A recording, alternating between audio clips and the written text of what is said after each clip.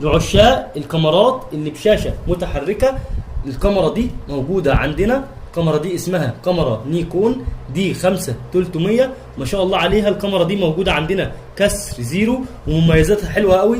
طب يا جماعه الكاميرا دي بتصور ب 24 ميجا بكسل ب 39 نقطه فوكس، فيها سنسور حساس جدا زي اللي في ال700. والكاميرا دي تتميز انها فيها خاصيه الواي فاي، عشان لو انت بتصور صور او فيديوهات على الكاميرا تقدر ان انت تنقلها على الموبايل بكل سهوله. كمان فيها خاصيه اللي هي فيها شاشه متحركه، علشان لو انت بتصور فلوجات من الشارع او من البيت تقدر تصور نفسك بكل سهوله بالطريقه دي. وكمان الكاميرا دي خفيفه الوزن، لو انت بتصور مثلا فيديوهات طويله وبتمسك الفيديوهات بتمسك الكاميرا لفتره طويله، الكاميرا دي تبقى ممتازه جدا لانها خفيفه جدا، لان وزنها ما يتعداش نص كيلو حرفيا. والعدسه اللي معاها عدسه صغيره جدا اللي هي 1855 الفيرجن 3 اللي هي بتشتغل مانوال فوكس اوتوماتيك فوكس وفيها في ار. وان شاء الله هنطلع في فيديوهات ثانيه جايه كتير نجرب الكاميرا ونشوف تصويرها عامل ازاي، واحنا منزلين ليها شرح على اليوتيوب، شرح كامل تقدروا تخشوا تتفرجوا عليه. وفي نهايه الفيديو صلوا على النبي.